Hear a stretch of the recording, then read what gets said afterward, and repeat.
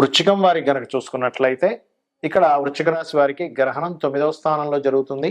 అయితే 9వ స్థానం అంటే భాగ్యస్థానం కదండి, మరి ఏంటి పరిస్థితి అని అనుకుంటూ ఉంటారు. కానీ గ్రహణం అనేటువంటిది ఒక యోగంగా గుర్తుపెట్టుకోండి. ఒక యోగము మనంతట మనము మన చేతులారా ఒక మంత్రం చేసుకోవడం ద్వారా యోగాన్ని క్రియేట్ చేసుకునేటువంటి యోగం గ్రహణం అంటే. మరి మీకు ఎలా ఉండబోతుంది, ఏ దేవతారాధన చేయాలి, ఎటువంటి విషయాల పట్ల మీరు జాగ్రత్తగా ఉండాలి అనేటువంటి అంశాలు చెప్తుంది నేనైనప్పటికీ చెప్పిస్తుంది సాక్షాత్ లలిత అమ్మవారిగా భావిస్తూ ఆ లలితాంబిక అమ్మవారి యొక్క అనుగ్రహం మీకు పరిపూర్ణంగా కలగాలని మనస్ఫూర్తి కోరుకుంటూ, భాగ్యస్థానంలో గ్రహణం పట్టేటప్పుడు ఎప్పుడైనా సరే ముఖ్యంగా కొన్ని విషయాలు చాలా జాగ్రత్త తీసుకోవాలి. ఏమిటది? పెద్ద మొత్తంలో ధనాన్ని ఎవరికైనా మీరు బ్యాంక్ ట్రాన్స్ఫర్ చేస్తున్నారు, అటువంటి విషయాల్లో ఖచ్చితంగా జాగ్రత్త వహించాలి.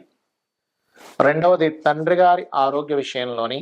మూడవ పాయింట్ వాహనం మీద ఆన్ రోడ్లో లేకపోతే ఏదైనా వాహనం మీద ప్రయాణం చేసేటప్పుడు దూర ప్రాంతాలకు వెళ్ళేటువంటి విషయాల పట్ల జాగ్రత్తగా ఉండాలి. కొన్నిసార్లు కొంతమంది కపట గురువుల దీంట్లో కూడా పడవలసి వస్తూ ఉంటుంది. అంటే ఎవరో ఏదో చెప్పారు, వాళ్ళు కొన్ని మిమ్మల్ని రాంగ్ డెసిషన్స్, రాంగ్ రూట్ వైపు తీసుకెళ్లేటువంటి ఛాన్సెస్ ఉంటాయి. కాబట్టి ఆ యొక్క విషయంలో జాగ్రత్తగా ఉండండి. అదేవిధంగా మరొక విషయం ఏంటంటే ఇక్కడ గమనించినట్లయితే ఈ యొక్క ఈ గ్రహణ సంబంధించినటువంటి అంశంలో ప్రధానంగా 9వ స్థానంలో ఉన్నప్పుడు మీరు హైయర్ ఎడ్యుకేషన్ విషయంలో కూడా కొన్ని రాంగ్ డెసిషన్స్ తీసుకుంటారు. అంటే ఉన్నత విద్యా విషయంలో చూడండి, ఒక్కోసారి మనం ఒకటి చదవబోయి ఇంకో దాంట్లోకి వెళ్ళిపోయి అయ్యో ఇది అనవసరంగా తీసుకున్నాను, నాకు ఇది అర్థం కావట్లేదు, తీరా చూస్తేనేమో డబ్బులు కట్టేస్తారు హైయర్ ఎడ్యుకేషన్ కోసం అని, చూస్తేనేమో అది మనకి యోగించదు, ఇబ్బంది పడుతూ ఉంటాం. కాబట్టి హైయర్ ఎడ్యుకేషన్ విషయంలో అంటే డిగ్రీ అయిపోయింది, దాని తర్వాత ఇంకొంచెం పీజీ లెవెల్లో చేస్తూ ఉంటాం, నిర్ణయం తీసుకునేటప్పుడు చాలా జాగ్రత్తగా ఉండండి. అయితే మీరు చేయవలసిన దేవతారాధన ఏమిటి? కాలభైరవుడి యొక్క అష్టకము లేదా దక్షిణామూర్తి యొక్క ఆరాధన చేయండి, గుర్తుపెట్టుకోండి. అయితే మన ఇండియాలో గ్రహణం లేదు, దానిలో ఎటువంటి సందేహం లేదు. ఎందుకంటే రాత్రి సమయంలో వచ్చే గ్రహణం ఇండియాలో ఉండదు, అది కూడా సూర్యగ్రహణం, చంద్రగ్రహణం అయితే ఉంటుంది. కాబట్టి ఇది వేరే దేశాల్లో ఉంది. కాలభైరవుడి అష్టకం చేయండి. వీలైతే మీరు బెల్లముతో చేసినటువంటి పదార్థాన్ని గ్రహణం తర్వాత రోజు పంచినా కూడా చాలా చక్కటి ఫలితాలు మీకు రావడం జరుగుతుంది. అయితే ఇది ఏ ఏ దేశాల్లో ఉంది గ్రహణము అని చెప్పి చూసుకున్నట్లయితే మనకి గ్రీన్లాండ్, అదేవిధంగా నార్త్ రష్యా, స్పెయిన్, ఐలాండ్, ఈ దేశాల్లో ఉంది. ఎందుకంటే ఎప్పుడైనా సరే మనకి సూర్యగ్రహణం ఉందా లేదా, చంద్రగ్రహణం ఉందా లేదా ఎలా చెప్తాము అంటే, ఇది చూడండి మన ఇండియాలో రాత్రి సమయం అది, అంటే 11:17 నుంచి తెల్లవారుజాము 4:25 వరకు, అప్పుడు మనకి సూర్యుడే కనబడదు కదా, కాబట్టి సూర్యగ్రహణం మనకి లేదు. ఈ దేశాల్లో ఎవరైతే నివసిస్తున్నారో వాళ్ళకు ఉంది. ఇండియన్స్ అయినా అక్కడికి వెళ్ళి నివసిస్తున్నట్లయితే వాళ్ళకు ఉంటుంది. అయితే ఈ గ్రహణ ప్రభావం ఏ రాశులకి ఎక్కువగా ఉంటుంది అని చెప్పి చూసుకుంటే కర్కాటకం, ఎందుకంటే ఆశ్లేష నక్షత్రంలో గ్రహణం కదా పడుతుంది. ఆశ్లేష, జ్యేష్ఠ, రేవతి నక్షత్రం వారు జాగ్రత్తగా ఉండాలి. మరియు కర్కాటకము, వృశ్చికము, అదేవిధంగా మీనము. కర్కాటకానికి ముందు వెనక రాశులు అంటే మిథునము, సింహరాశి వారు కూడా కించిత్ జాగ్రత్త వహించాలి, గుర్తుపెట్టుకోండి. అయితే కొన్నిసార్లు గ్రహణ ప్రభావం కొన్ని రాశుల వారికి మంచి కూడా చేస్తుంది. ఎంతసేపు గ్రహణం బ్యాడ్ అనుకోకండి. అసలు గ్రహణము అంటే భయపెట్టేదో కాదు, గుర్తుపెట్టుకోండి. గ్రహణం అంటే ఒక యోగము, ఆత్మకారకుడు, మనస్కారకుడు, కాల మోక్షానికి కారకుడు రాహుకేతువులు, దాని యొక్క ఇది ఒకే దీంట్లోకి రావడం జరుగుతూ ఉంటుంది. దాని నార్త్ అండ్ సౌత్ సంబంధించినటువంటి అక్షాంశ రేఖాంశాలు అంటూ ఉంటారు, నోట్స్ అంటూ ఉంటారు, సౌత్ నోడ్, నార్త్ నోడ్ అంటూ ఉంటారు గ్రహణాన్ని, అంటే ఛాయాగ్రహాలు. అలా వచ్చినప్పుడు మనం చేసే మంత్రం ఏదైతే ఉంటుందో అది మనం నిత్యము చేసే రోజు కంటే కూడా ఆ రోజు 1000 రెట్ల ఫలితం ఎక్కువగా ఉంటుంది. అంటే మీరు ఒక్కసారి నమశివాయ అనే మంత్రం అన్నారనుకోండి, 1000 రెట్ల ఫలితం ఉంటుంది. అయితే ఇక్కడ మీరు లలితా సహస్ర నామాల్లో ఏ నామాన్ని కనుక మీరు ఉచ్చరించినట్లయితే ఎటువంటి సమస్యలు తగ్గుతాయి ఆ సమయంలో ఒకవేళ మీరు చేయాలంటే. ఎందుకంటే ఇక్కడ గ్రహణం లేకపోయినా మంత్ర జపం చేసుకోవచ్చు, తప్పేం కాదు. ఆ సమయంలో కూర్చొని సరిగ్గా 11:15 పట్టు స్నానం చేసి కూర్చొని 4:25 వరకు ఎవరైనా సరే, ఎందుకంటే ఆకాశంలో జరుగుతుందిగా.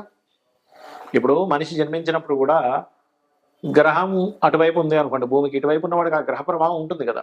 కాబట్టి ఇక్కడ ఈ స్త్రీలు గర్భవతులు ఏమి పాటించాల్సిన అవసరం లేదు, ఆహార వ్యవహారాల విషయాల్లో ఏమి పాటించాల్సిన అవసరం లేదు ఇండియాలో ఉండేటువంటి వారికి. కాకపోతే జపం చేసుకోవచ్చు, దానివల్ల బోల్డంత బలం ఉంటుంది. ఇప్పుడు వివాహం అవ్వట్లేదు అనుకుంటున్నారు అనుకోండి, అప్పుడు ఓం కామేశబద్ధ మాంగళ్య సూత్ర శోభిత కందరాయ నమః నమ్మకంగా చేయండి, ఖచ్చితంగా పనిచేస్తుంది. లేదంటే వివాహం అయింది, వివాహ జీవితం బాలేదు, ఓం శివకామేశ్వరాంకస్తా శివా స్వాధీన వల్లభాయ నమః. అంటే ధనానికి లోటు ఉంది, ధనం ఇవి రావట్లేదు అనుకునేటువంటి వారు ఓం సంపత్కరీ సమారూఢ సింధుర బ్రజ సేవితాయ నమః.